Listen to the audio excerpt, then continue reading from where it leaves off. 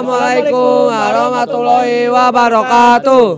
Kami dari kelompok 2 akan mewawancari Ustadz tentang akikah dan kurban. Sebelumnya, perkenalkan saya Taufan Putra Segara. Saya Muhammad Alvino Gevani. Saya Ari Aditya. Saya Artiawat Bayaki. Di sini saya sudah berada di Masjid Ustadz Darussalam. Saya bersama Ustadz siapa Ustadz? Grandi. Ustadz Grandi. Ya, Grandi. Saya ingin menanyakan tentang akikah dan kurban. Pertanyaan untuk tentang akikah, apa sih yang dimaksud pengertian akikah dan kurban itu? Akikah dan kurban. Oke, jadi kalau akikah sendiri itu lebih ke kayak kita proses bersyukur gitu, ke kita punya anak gitu. Jadi dia itu ada bedanya juga, mau anak laki-laki maupun anak perempuan gitu. Kalau kurban ya sebenarnya lebih ke sesuatu yang sama sih, kurang lebih sih itunya dengan definisinya, cuman beda di tujuannya aja gitu. Kalau misalnya kurban itu kan ada momennya di mana di momen ibadah haji ya. Nah kalau si akikah dia memang sekali aja dia saat anak itu dilahirkan gitu sebenarnya.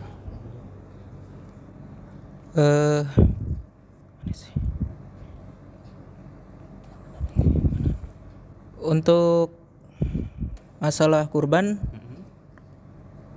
apa saja syarat hewan yang diperbolehkan untuk kurban? Hewan yang ya pastinya hewan yang sesuai yang tercantum di Quran juga ya. Dia kan antara kalau nggak sapi, kalau nggak unta, karena kalau di sana kan di Arab kan adanya unta ya. Kalau di sini paling kita biasanya sapi, ya unta juga bisa kalau ada. Tapi memang kalau di sini tidak terlalu umum ya, sama kambing satunya itu sih paling. Ya. Selanjutnya pertanyaan dari saya, sekarang kan zamannya modern. Untuk berkurban sekarang ada secara modern, ada juga yang masih memakai secara tradisional. Lebih baik memakai secara modern atau tradisional? Maksudnya modern gimana nih? Maksudnya modern tuh seperti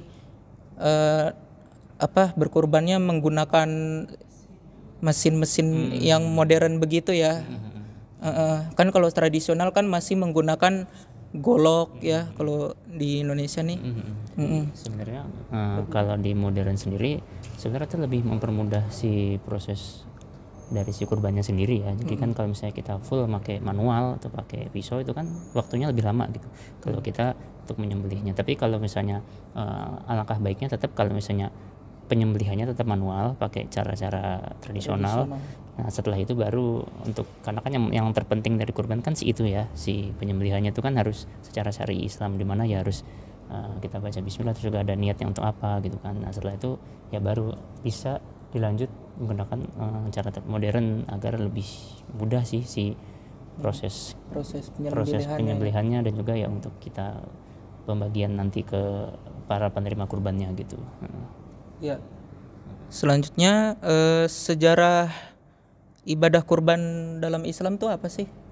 Jadi sejarahnya itu diwahyukan ke Nabi Ibrahim ya, Nabi Ibrahim alaihissalam. Jadi di situ dia diperintahkan oleh Allah untuk menyembelih anaknya sendiri, yaitu Nabi Ismail. Dari situ dia ragu pasti, kenapa? Karena kan ya anaknya dia sendiri gitu ya, anaknya sendiri kok diperintahkan untuk disembelih gitu, padahal itu dengan susah payah dia bisa mendapatkan anaknya. Karena kan ya kalau kalian belajar sejarahnya Nabi Ibrahim itu ya untuk mendapatkan keturunan itu lama ya gitu sama si Siti Hajar gitu. Nah terus dia diskusi dengan si istrinya. Nah dari istrinya juga ya dengan berat hati karena kan seorang ibu juga ya, coba dilakukan saja karena kan itu juga kan perintah dari Allah. Nah setelah itu ya dilakukanlah dia dengan berat hati. Dia berdiskusi juga tentunya dengan si anaknya Ananda Nabi Ismail juga, dan ternyata dengan berbesar hati dia membolehkan karena ya itu kan perintah dari Allah, ya silahkan Pak gitu. Dia rela dan dia ikhlas gitu. Nah setelah itu saat dia ingin menyembelih Nabi Ismail, ternyata dengan izin Allah digantikanlah dengan seekor kambing waktu itu gitu. Jadi ya dari situ sejarahnya kenapa kita memakai kambing dan sapi dan juga unta ya sebenarnya dari situ juga sih. Iya, selanjutnya pertanyaan dari saya tentang akikah.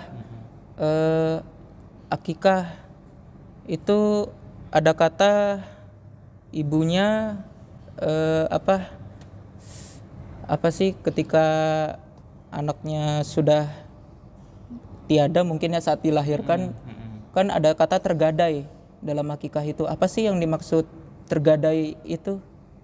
Tergadai gimana maksudnya coba? Tergadai dalam akikah. Jadi saat anaknya dilahirkan, anaknya udah tidak Anaknya sudah meninggal. Meninggal. Masih bisa buat akikah. Udah dipanggil Tuhan. Diwajibin atau Iya. Jadi sebenarnya yang namanya akikah itu kan ya dia memang wajib, tapi memang balik lagi ke ya orang tuanya juga ya gitu. Kalau memang misalnya dia saat lahir belum mampu ya boleh pas saat dia mampu nanti gitu misalnya gitu. Dan itu sebenarnya bisa kayak misalnya banyak kejadian kayak orang tua tuh lupa ngakihin anaknya gitu. Nah itu ya si anaknya boleh kalau misalnya dia mau kakihan untuk dirinya sendiri sebenarnya bisa aja kayak gitu, karena kan ya itu lagi Allah nggak ada yang namanya pemaksaan gitu untuk si umatnya gitu. Kalau misalnya orang yang mungkin yang kurang mampu ya kita kan mau gimana gitu ya, ini juga kan ya, dan itu kan ya bukan masuk ke 5 rukun iman ya yang memang harus wajib kita lakuin gitu ya, dan itu sifatnya ya lebih ke itu, dia bisa digantiin suatu saat nanti gitu ya. Oke, terima kasih Ustadz Grendi. Itu saja wawancara dari saya dengan Ustadz Grendi. Assalamualaikum warahmatullahi wabarakatuh. Sekian wawancara dari kelompok 2.